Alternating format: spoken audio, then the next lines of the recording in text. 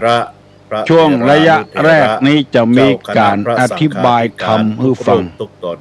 พระสัมมาสัมพุทธเจ้าของเฮานั้นบ่เหมือนศาสดาอื่นพระครูโสพลปศาริยัสติดาของเฮานั้นบ่มีกิเลสบ่มีเครื่องเศร้าหมองวัดพระสิงห์วรยิ้มแย้มแจ่มใสอยู่ตลอดเวลาบ่ทุกข์บ่โศก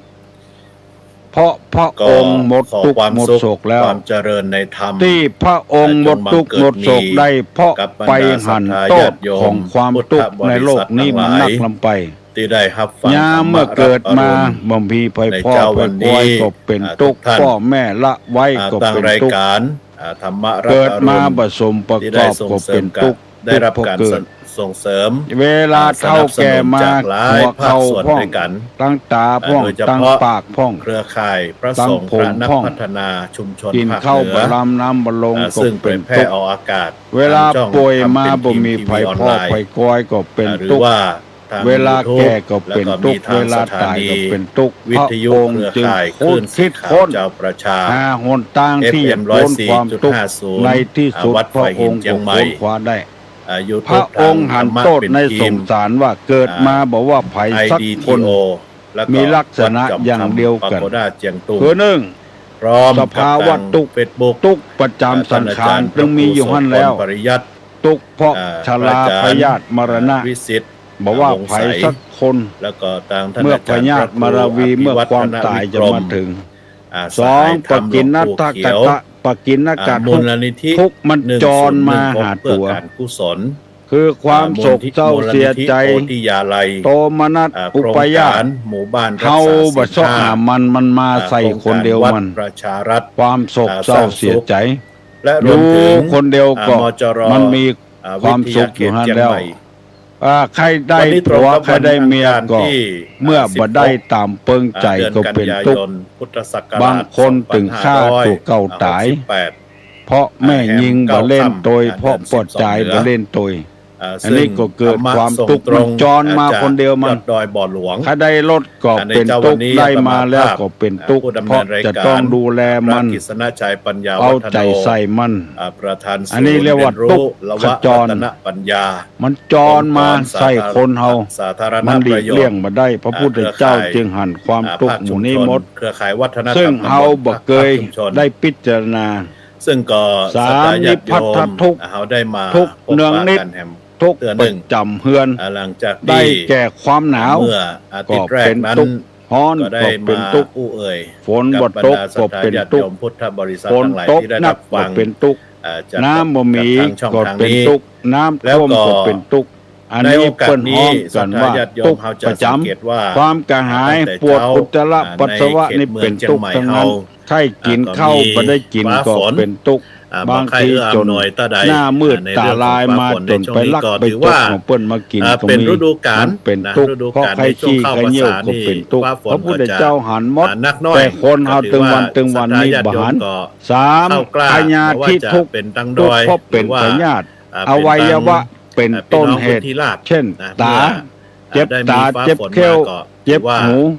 หรือว่าตับไตไส้พุงตับแข็งกาไตวายกาหมูนี้เป็นทุกข์ทั้งนั้นเปิ้นฮ้องกันว่าพญาธิทุกข์บอกว่าไผสักคนจะต้องเป็นอย่างอียากดีมีจนเป็นทุกข์เหมือนกันหมดสันตาปทุกข์ทุกข์สันดาษคือทุกข์ร้อนดม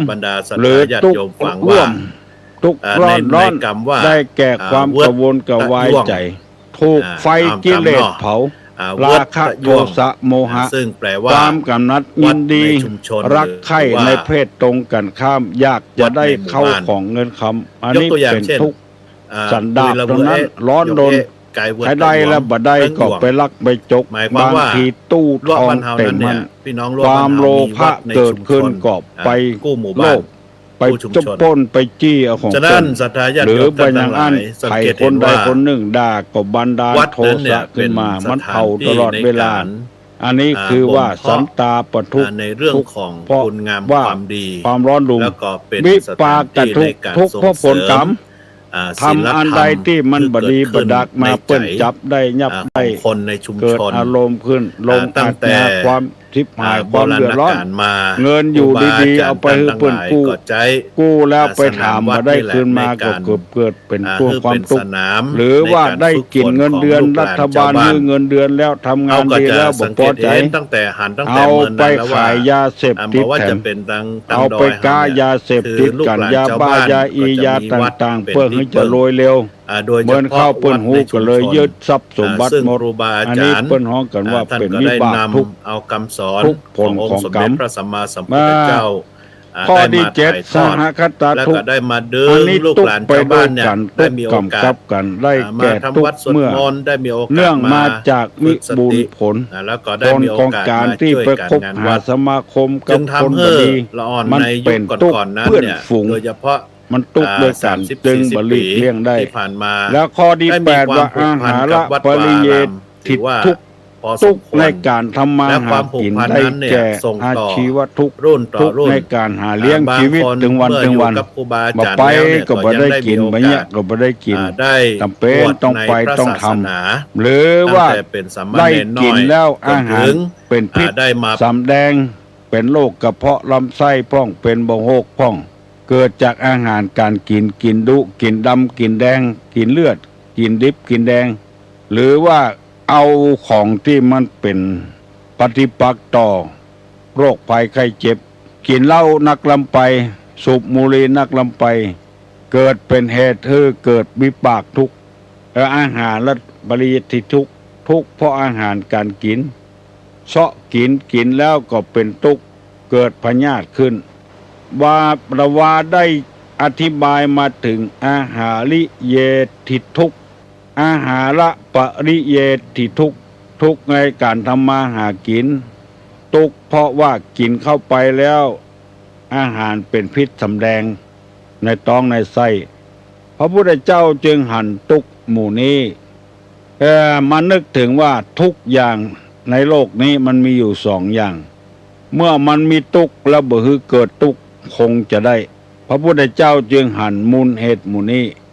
จึงละจากบ้านจากจองละทรัพย์สมบัติทิ้งทรัพย์สมบัติมาเอาอย่างสักอย่าง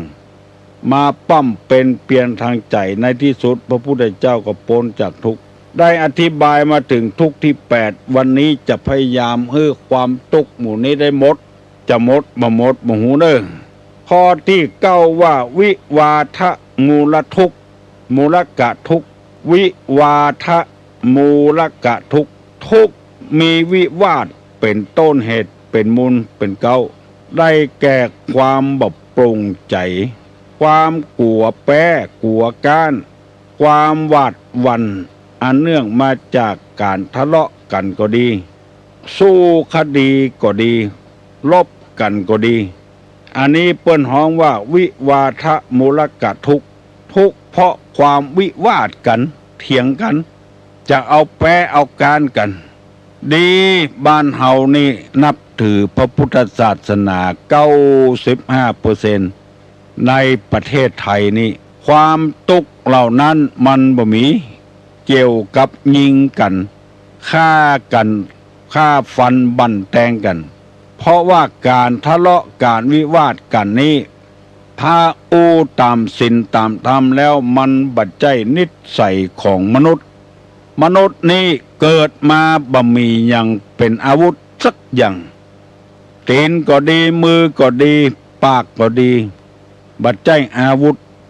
บ่เหมือนกับสิ่งสาราสัตว์แมวก็มีเล็บเป็นอาวุธมีเขี้ยวเป็นอาวุธงัวก็ดีควายก็ดีมีเข่าเป็นอาวุธมีอาวุธกูอย่างยุงก็มีปากแหลมปากเลี่ยมเป็นอาวุธมัดก็ดีเม่นก็ดีมีปากเป็นอาวุธทั้งนั้นคนอันนี้บ่มีอันยังเป็นอาวุธที่จะไปเข็นไปฆ่ากันอาวุธที่สำคัญของคนนั้นก็คือมันสมองเกิดวันเดียวกันปีเดียวกันเดือนเดียวกันหมอหนึ่งรวยหมอหนึ่งจนเพราะมันสมองบ่เท่ากันได้เงินเดือนเท่าเดียวกันหมอหนึ่งมีเงินให้เปิ้นกู้หมอหนึ่งยืมของเปิ้นเดือนต่อเดือนมันสมองนี่เป็นอาวุธสำคัญของคนต้องสู้ด้วยมันสมอง เพราะฉะนั้นคนเฮาจึงพลิกอาวุธเป็นต้นว่าหอกดาบมีดมุยปืนระเบิดชนิดต่างๆมาเป็นอาวุธประหัตประหารกันตามในพุทธศาสนาว่าการฆ่าการเกิดฆ่ากันฟันกันลอบฆ่ากันซึ่งหน้าไปเนี้ยตอนที่เปิ้นเผอปุ้นในพุทธศาสนาประนามที่สุดว่าบัดใจเป็นนิสัยของคนนิสัยของคนต้องสู้กันซึ่งหน้านั่นคือเอามันสมองเป็นอาวุธเพราะฉะนั้นคนที่มันทะเลาะวิวาทกันนี่อันเนี้ยเป็นต้นเหตุที่จะทำให้เกิดทุกข์เมื่อทะเลาะกันแล้วมีวิวาทะเป็นมูลพ่อแม่พิษกันเถียงกันก็เพราะมีการทะเลาะวิวาทกันเป็นต้นเหตุเมื่อข้ามมาถ้าพ่อถ้าแม่พิษหัวกันเมื่อเจ้ามาลูกกี่คนกั้นเข้าหมดแม่ทะเลาะกับพ่อก็ทะเลาะกับแม่ประชดผัวบ่นึ่งเข้าบ่เนี่ยกินอย่างสักอย่างคือลูกคือเต้าบ่ได้คำหนึ่งลูกเต้าปากันอดเข้าอยากเข้าไผมีน้ามีน้องป้อไผมีน้องแม่ไผมีปี้แม่น้องแม่ปากันไปเสาะกินตำนั้นแม่บ่นึ่งเข้าคือป้อกินละเพราะวิวาทเป็นมูลเป็นทุกข์ผัวก็ทุกข์เมียก็ทุกข์บ่ได้กินข้าวผัวพิษกับบ่ลูกพิษกันนี่ยังได้กินข้าวอยู่พ่อแม่ยังนึ่งข้าวหุงแกงให้ลูกได้กินอยู่มีความทุกข์เพราะวิวาทเป็นต้นเหตุเป็นมูลเป็นเก้าเพราะฉะนั้นการทะเลาะวิวาทนี้พระพุทธเจ้าก็หันว่ามันเป็นโทษใหญ่เฮาซึ่งเฮาจะหันว่าต้นไม้ต้นใดต้นหนึ่งถ้ากิ่งก้านสาขามันถูกแมงเจาะมันก็จะหักกิ่งเดียว2 กิ่ง 3 กิ่งถ้าแมงไปเจาะเกามันเหี่ยแล้วมันจะตายถึงหมดตึงกิ่งก้านสาขาดอกกันหน่อยกันหล่นด้วยกันประตกประเสียงเพราะทะเลาะวิวาทเนี่ยเป็นต้นเหตุพระพุทธเจ้าจึงฮื้อคนเฮาเนี่ยบัดทะเลาะวิวาทกันว่าไปพิษไปเถียงกันมันก่อฮื้อเกิดตุกไปที่ไหนก็บ่รู้ตั้งขวางใจกลัวเปิ้นเนี่ยกลัวเปิ้นบุบกลัวเปิ้นตีเหมือนกับหมู่ที่รอบฆ่าข้าราชการบ้านเมืองรอบฆ่าเจ้าฆ่านายฆ่าตุเจ้าพนายที่เฮาได้ยินกันฮู้กันมาอยู่บ้านอย่างเฮาบ่ได้ต้องไปบุ่มอยู่ซ่อนอยู่ลี้อยู่กระวนกระวายแถมตากหักกินบ่ได้นอนบ่หลับเพื่อหวังอย่างเดียวคือทรัพย์สมบัติที่เปิ้นจ้างฆ่าคนวุ่นวายกันหมดคนเฮานี้จึงบ่มีอาวุธที่สำคัญคือมันสมองที่ตุลงนำมาเสนอนี้เพื่อจะให้พี่น้องทั้งหลายเฮาช่วยกันปรับปรุงสมองให้เป็นคู่เป็นคนที่มีความคิดความอ่านที่ดีได้เงินได้ทองมากินใจเอาไว้เหี่ยพ่องจะไปเป็นหนี้เป็นสินเดือนต่อเดือนต่อเดือนใจมันสมองเป็นอาวุธ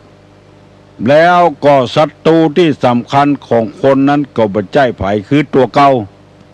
อันนี้ในวิธีของพระพุทธศาสนาตัวเก่าทำบดีไว้ข้อความบดีก็เป็นศัตรูตัวเก่าเมียละหนีก็เพราะว่าตัวเก่าหนีละเพราะตัวเก่านะทำบดีผัวละเมียก็เพราะว่าเมียทำบดีตัวเก่าเป็นคนสร้างทั้งนั้นเป็นศัตรูที่สำคัญลูกหนีจากพ่อจากแม่ไปอยู่กับพ่อกับแม่เพราะพ่อแม่เป็นศัตรูของลูกมาเหมือนกับพ่อแม่ของคนอื่นทะเลาะเบาะแวงกันตลอดเวลามกมุ่นอยู่ในอบายมุขต่างๆหมู่นี้เป็นต้นฟังไปเตอะปอกออกแม่ออกตุลุงบัดใจมารบกวนพี่น้องทั้งหลายเวลาหลับเวลานอนนอนก็บ่ได้นอนดีรับก็บ่ได้รับดีรับคืนหุ่งแล้วบ่ได้รับดีนอนดีจะได้ปากันอาบน้ำฟังธรรมเฮเตอปอกออกไม่ออกอาบน้ำฟังธรรมแล้วเฮาจะได้ปลุกระดมจิตใจของเฮาเนี่ยสิ่งที่เป็นธาตุ เป็นศัตรูที่สำคัญคือตัวเก่าเองนั่นเพราะนั้นอย่าไปทะเลาะวิวาทกันเหียเลยได้ยินกรรมอย่างมาก่อนย่ำเข้าดินเข้าหญ้าให้มันหายไปเหียเลยของมันเป็นของเน่ามันบัดสร้างสรรค์ไผว่าอย่างไผเนี่ยอย่างไผก็มีขันติธรรมมีความอดความทนเอาไว้ผัวก็จ้างเมียก็จ้างบัดทะเลาะเบาะแวงบัดพุทธเกิดขึ้นมาย่ำไว้เหมือนกับเอายาฆ่าหญ้ามีหนามหญ้าเป็นวัชพืชเป็นพืชที่บ่มีประโยชน์เอายาฆ่าหญ้าไปฆ่ามัน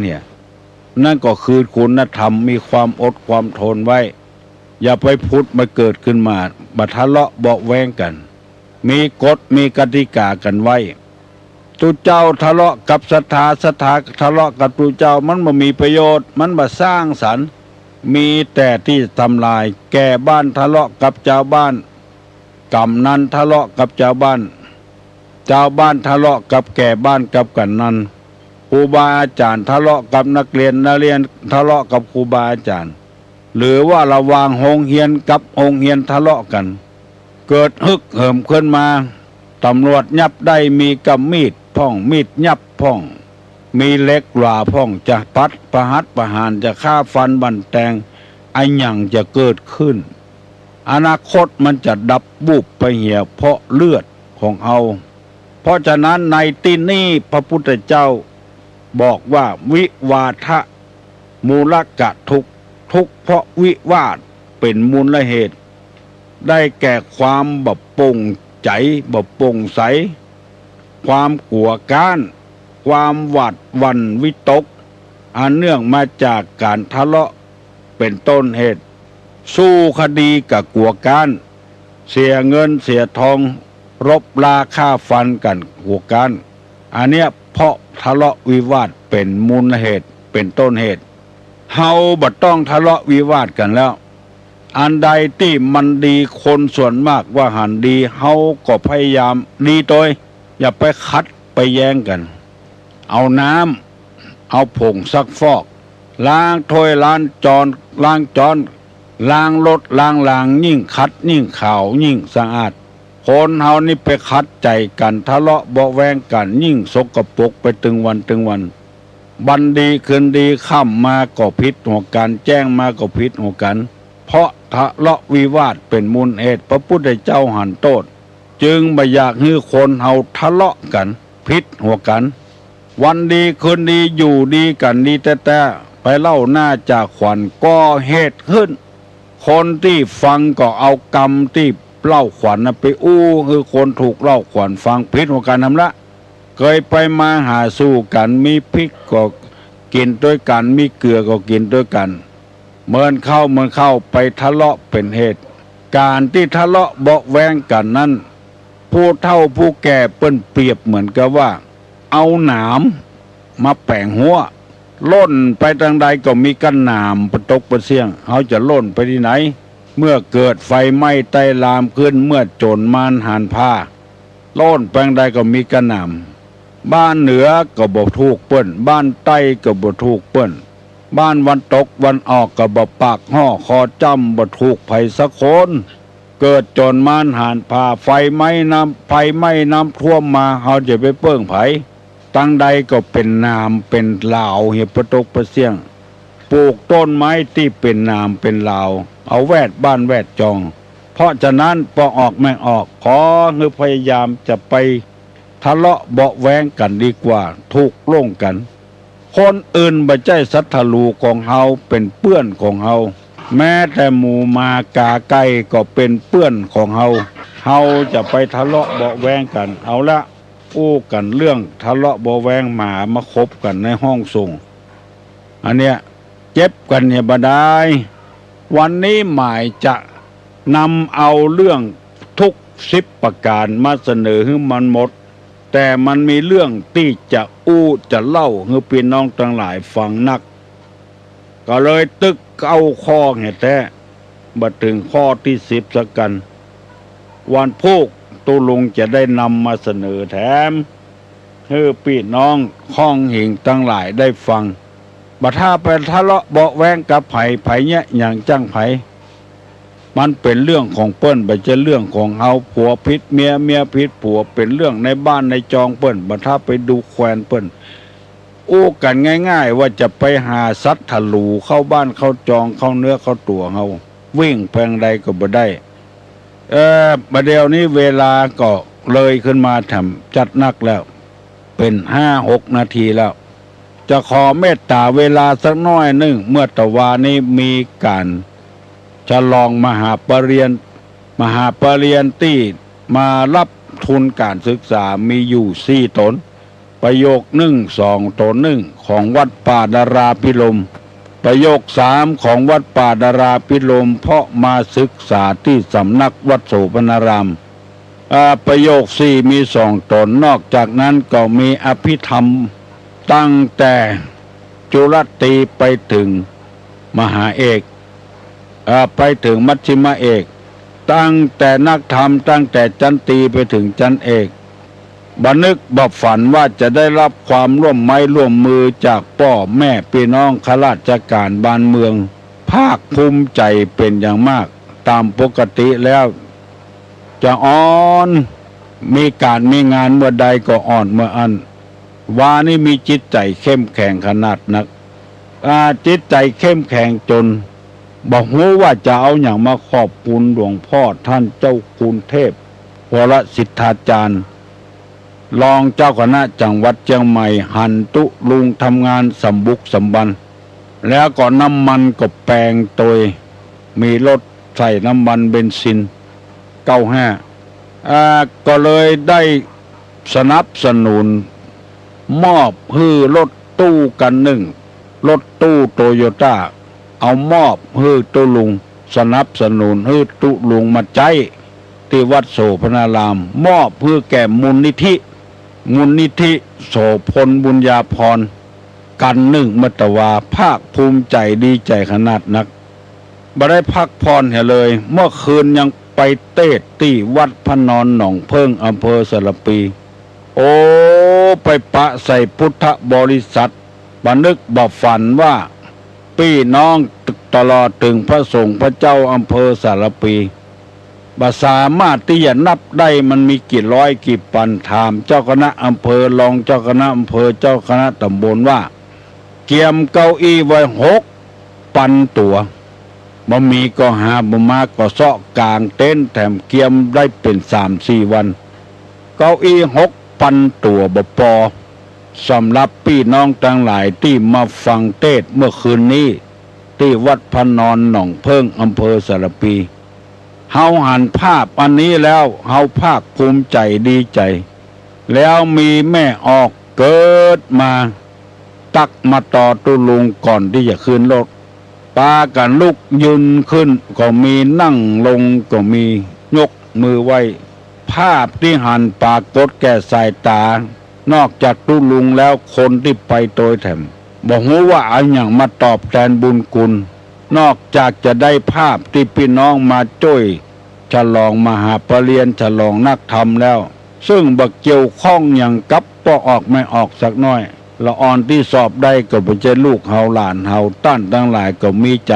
อบต.สันผีเสื้อมอบสิ่งพิพิธภัณฑ์เอามาเป็นสั่งตุเจ้าเงินถึงถ้าคิดเป็นเงินแล้วประมาณสัก20,000 กว่าบาทเอามามอบมือตุลุงเพื่อถวายแก่พระสงฆ์อบต.ตำบลดอนแก้วตึงนายกตึงปลัดตึงประธานสภาตึงรองนายกตึงเจ้าหน้าที่ระดมกำลังกันมาช่วยงานเมื่อตะวานี้แล้วองค์การบริหารส่วนจังหวัดเอาเต็นท์มากางฮือเมื่อตะวานี้ภาคภูมิใจดีใจเป็นอย่างมากพอออกไม่ออกขอช่วยกันสนับสนุนเพื่อให้ความเจริญเกิดขึ้นกับบ้านกับจองขออนุโมทนาสาธุฮัลโหลครับผมนมัสการครับหลวงพ่อโอ้เจริญพรเนอะก็คือที่ผมฟังเป็นดีม่วนครับผมม่วนแหละครับผมยินดีตัวเนอะเป็นอารัมมณียะครูบาเจ้าครับผมอยากจะถามว่าศูนย์ที่เข้ายูเรียเนี่ยเป็นทำอย่างคนแรก อันยังก็ เป็นพระธรรมมันเดี๋ยวหนอ ศีลธรรม ทำแห่ ศีลธรรม อันเข้าฮัตเตียนเข้าสุนยูเลนะครับ ชุนยุเล ครับ โอ้ เป็นของพระพุทธศาสนาเขาครับ ตุลุงก็เคยไปแล้วเนาะ ผม เปิ้นก็เป็นของพุทธศาสนา แต่มันเป็นอย่างอี้นะมันเป็นกิ่งก้านสาขาของพระพุทธศาสนาเปิ้นฮื้อคนนั้นมีสุขภาพทางกายและทางจิตใจตัวเฮาก็บันนับบัดหยังอะมันเป็นความต้องการของคนในโลกนี้ใครชอบอันใดก็ฮื้อไปอันนั้นแต่ขอฮื้อไปดีๆไปแล้วจะไปติไปเตียนอะไรอย่างกัน แต่ว่าขอจะไปฮื้อยึดมั่นถือมั่นเกินน้ำไปบางคนไปแล้วไปยึดมั่นถือมั่นเราเอามาอู้ต่างนอกมันเป็นที่บ่ม่วนใจของคนทั่วไปที่บ่ได้หูมันเป็นสันทิฏฐิโกนะในธรรมที่พระพุทธเจ้าว่าผู้บรรลุพึงเห็นเองบางคนปวดแขนได้เป็น10 ปีเอาไปนั่งโยเลได้เดือนป่ายก็หายก็มีเจ็บหัวเข่าเอาไปโยเลหายก็มีเมื่อตู้ลงเป็นโรคไตละอ่อนก็มาโยเลฮื้อก็มีส่วนเหมือนกันสุดแล้วแต่จิตใจของฝ่ายของมันแต่ไปยึดมั่นถือมั่นเอาเป็นเอาตายฮัลโหล นมัสการเจ้า อันโอ้ตัวอาเจ้าตะคืนดีอกดีใจไปได้หันอาทิตย์วัดสารปีอะนะโอ้นอนฟังจนจบจนได้ปอนอะไรล่ะตัวอาเต้อะ เจ้าได้ยินก่อนได้ยินเจ้าจนเป็นแจกรางวัลอะไรอย่างนอนฟังตัวเขาม่วนแปะม่วนว่าเก้าอี้6 ปันบปอได้ยินแต่เสียงคนเฮไม่หัวตุ๊ยกอีหรอเราไข้หัวคนเดียวตัวเจ้านอนไข้หัวคนเดียวตุ๊รู้ไหมล่ะม่วนแปะม่วนว่าเจ้ากันนะอำเภอเปิ้นว่าเต้แท้ๆเนอะไปว่าเต้ว่าเขากับม่วนกะว่านี่นะเรียกกินเรียใจแต่อาหารการกินเนาะเจ้าคณะตำบลทุกตำบลอำเภอแม่ริมเอาศรัทธาเอาอาหารมาเขากินม่วนตาลม่วนแม่ริมก็ม่วนอยู่เนาะเจ้าแม่ริมก็ม่วนสารปีก็ม่วนสารปีม่วนตั้งใจโดยเจ้าเปิ้นทายบัดได้หันกับม่วนนะเสียงคนเสียงอันนี้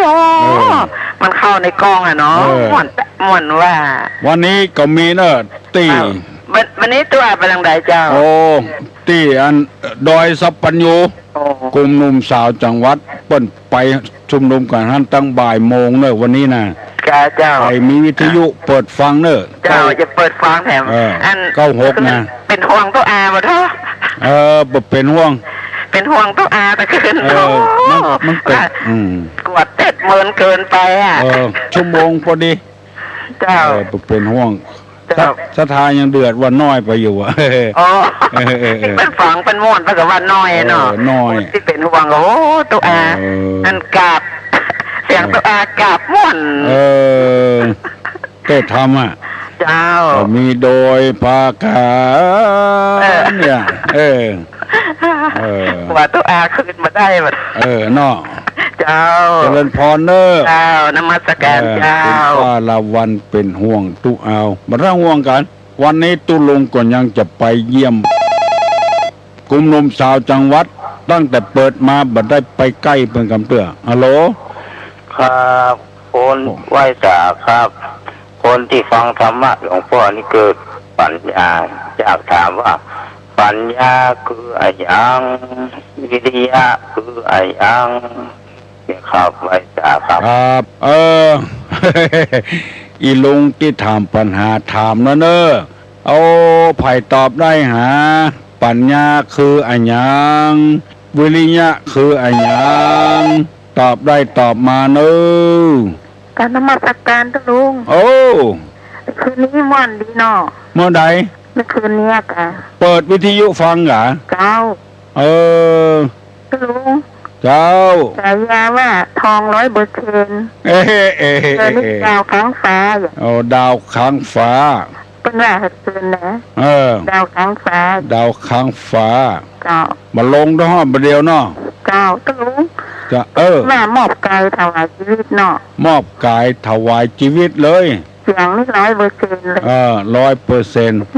เหมือนเดิมทุกอย่างเหมือนเดิมทุกอย่างเจ้าของที่คนมันถูกโล่งกันบ่วิวาทกันแล้วก็พอใจแล้วเนาะผลของตู้หล่นผลไม้หล่นเว้ยเนาะผลไม้หล่นเว้ยเนาะทำไว้อ่ะไม่ลดถึงการอ่ะน่ากะผลงานที่ทำไว้เจ้าเป็นของมูลนิธิเนอตุลุงบอกท่านเจ้าคุณต้นใจดีเนาะโตมูลนิธิเหมือนกันนะเจ้าสมกับเพื่อนท่านเจ้าคุณเจ้าตาอารามแห่งนอกเนาะเพื่อนให้กำลังใจคือวันลงบุรีแห่งกับม่วนสืบจะตาตุลุงเจ้ามาข้ามเปิ้นสวดม่วนดีตุลุงโอ้ตอนเข้าสมาธิเปิ้นบรรยายนะม่วนตึงดีแต่ในสตินอกดีตุลุงวันนี้บ่ายโมงเนอะฟังวิทยุเนอะเจ้าตุลุงก็จะไปตัวเปิ้นโดยสัพพัญญูปุ่นเปิ้นจะถ่ายทอดตุลุงหาปัญหาอันสะอ่อนกับญาติโยมมิโดยการนี้ได้ก็ได้กาเมื่อน่ามาได้โทรหาตุลุงโทรเลยอย่างแรกนะคะถามมาแล้วข้อที่1นางวิสาขะได้มีโอกาสเข้าเฝ้าพระพุทธเจ้ามีอายุเท่าใด2ขณะที่ปารินิพพานเกิดอัศจรรย์อะไรอย่างขึ้นเกิดอะไรอย่างก็เป็นอัศจรรย์เกิดอะไรอย่างก็อัศจรรย์เกิดอัศจรรย์อย่างขึ้นพระพุทธเจ้านับตั้งแต่ตรัสรู้เมื่อพระโชนอายุได้เท่าใดเหตุการณ์ก่อนพระนิพพานขณะพระพุทธเจ้าประทับต้นแต่ละมีดอกไม้อะไรที่ล่วงหล่นมาของพระพุทธเจ้าสีริละร่างของพระพุทธเจ้าข้อตุลุง4 ข้อ4 ข้อน้องบรรเย็นน้องพิสมัยน้องป๊อบน้องแอมน้องยิ้มบ้านประมายมจากบ้านตาปูนะเจ้าน้องโก้เนาะเจ้าตอบมาเนาะเจ้าขอบคุณเนอะตุลุงเจริญพรเจ้าเจริญพรปัญหา4 ข้อก่อนเนอะตุลุงยังบัดฟังบัดตันบัดจำใครตอบได้ตอบมาเนอะกันเดียวจะจบละฮัลโหล2 โหลเจ้าน้องพิสมัยตอบว่าเจอใดข้อที่1นางวิสาขาไปไหว้พระพุทธเจ้าอายุ7 ขวบเจ้าตุลุง2นึกปัญหาว่าอะไรพระพุทธเจ้าแล้ว3เนาะข้อ3นี่มีดอกไม้3ต้นสาระต้นไม้สาระอย่างข้อ4อย่างยาวล่ำไปแล้วเตรียมพอน้อปัญหาวิทยุนี่บ่ต้องถามยาวเนาะหลายข้อนี่จำข้อจำมาได้เป็นยังแล้วตอบปัญหายุงท่านสักข้อแล้วอย่างก็ข้อที่2ค่ะความเพียรวิริยะคือความอีลุงตะเกียวิริยะแปลว่าความเพียรปัญญาคืออย่างอาวุธปัญญาคืออาวุธของคนปัญญาคือความรอบรู้อาวุธของคนเนาะถามยินดีเนอะเจริญพรเนอะคุณพิสมัยตอบมาแล้วยินดีกับพี่น้องทั้งหลายคุ้นเคยกันดีกว่าฝากมิตรฝากฝีฝากไข่กับกันดีกว่าฮัลโหลครับทำแล้วครับมหาชนกข้ามแม่น้ำใหญ่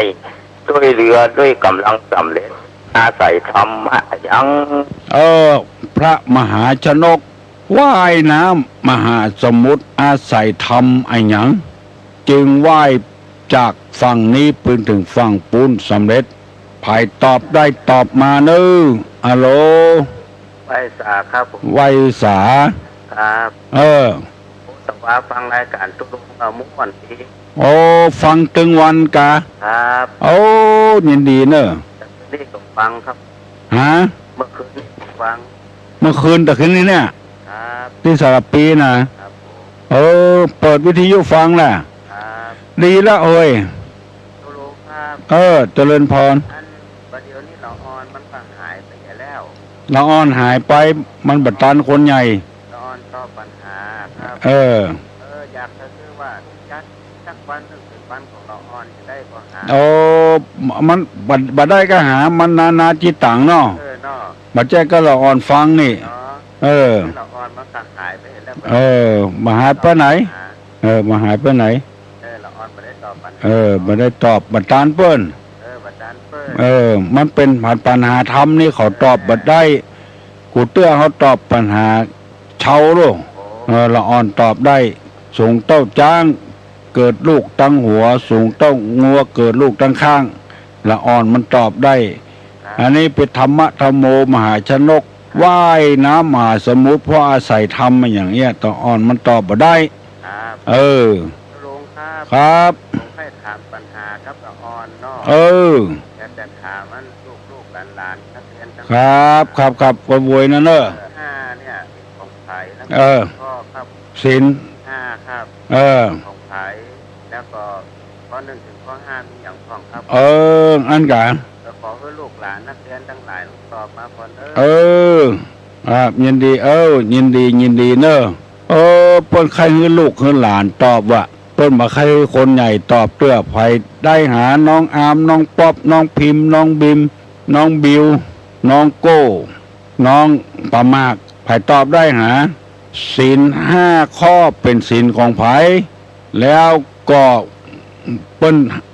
ฮือเว้นไอ้อย่างพ่องไผตอบได้หาน้องนุ่งส่งซองทั้งหลายตอบได้ตอบมาเนอะเนี่ยมันเป็นอย่างเงี้ยเฮาจำกัดกันละอ่อนมันบัดตันตั้งตัวแล้วก็เสียเวลาไปแล้วเอาคนใหญ่ตอบก็ได้ตอบก็ได้ไผตอบได้ตอบมาเนอะ1 2 3ยังเวลาทำน้อยเดียวเนอะฮัลโหล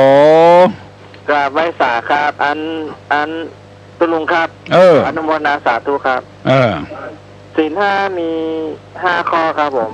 เว้นเป็นศีลของเว้นจากการทรัพย์ครับ2เว้นจากการลักทรัพย์3เว้นจากการประพฤติผิดในกามครับ4เว้นจากการพูดโกหกครับ5เว้นจากการดื่มสุราครับเป็นศีลของไผเปิ้นถามว่าเป็นศีลของฆราวาสครับของนะครับของฆราวาสของอุบาสกเรือนนะครับอุบาสกอุบาสิกานะครับหรือว่าผู้ครองเรือนทั่วไปที่ว่าผู้มีศรัทธาครับตุลุงครับภาษาครับผมขอตอบอันตีพระมหาชนกอันนั่นก็คือเปิ้นอาศัยเพียรวิริยะถูกต้องละวิริยะปรมีเนาะครับภาษานะครับเจริญพรเนอะทุกเจ้าก็ว่าเจ้าบ้านเป็นเจ้าบ้านเหรอถูกต้องหมดเนอะอาศัยความพยายามเทวดาไปคุมขังรักษาตลอดเปิ้นจะช่วยมหาชนกก็บ่ยอมเอาจนป้นจนได้ฮัลโหล